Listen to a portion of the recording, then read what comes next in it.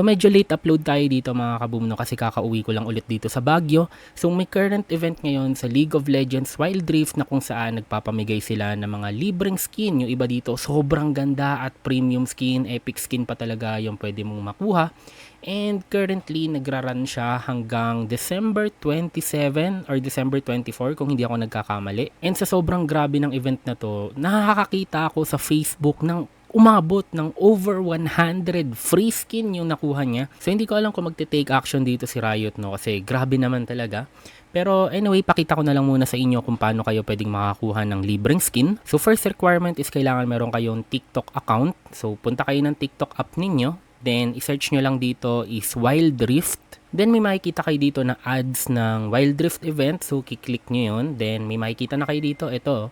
So, ito yung mga kailangan nyong gawin. Kailangan nyong mag-collect ng 100 points para makuha nyo itong random skin chest.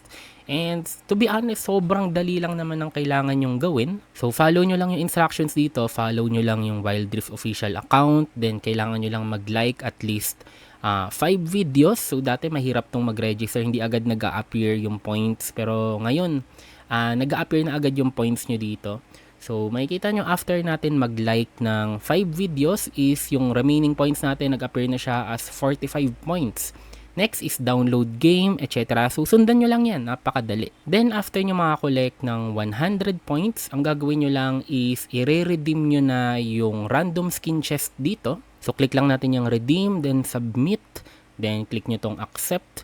So, kailangan pala dito mga kaboom, no, is isang redemption for every one device. Pag nakapag-redeem na kayo sa isang device, kahit gumamit kayo ng panibagong TikTok account sa same device is hindi na kayo makakapag-redeem. Anyway, after nun is copy nyo yung code, then punta lang kayo dito sa Riot Redemption Code na website, paste nyo yung code, then click nyo yung redeem code. So, dediretso na yun sa Wild Rift Vault ninyo. So, pwede nyo nang i-use, pwede nyo nang gamitin. Then, congrats, nakuha nyo na yung libreng skin ninyo. So, wala namang sinabi si Riot kung hanggang ilan yung limit na pwede nyong i-redeem dito. Actually, may nag-post din sa group nitong note na to or sagot ng Riot. So, parang pwede daw kayong mag-redeem ng paulit-ulit as much as you can, 'di ba?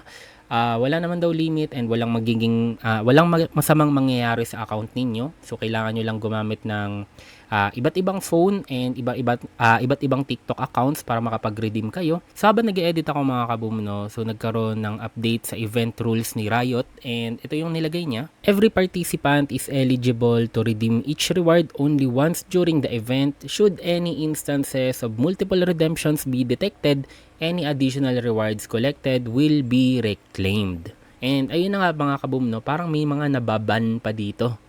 And para sa akin mga kaboom, parang tama lang to kasi para hindi ma-abuse ng users yung pamimigay ni Riot. Pero para sa akin ang mali naman ni Riot is late nilang in-update yung event kaya parang dapat hindi rin naman sila mag-ban. So, ayun lang mga kaboom, sana may natutunan kayo. Don't forget to like, comment, and subscribe. Ingat kayo palagi at maraming salamat.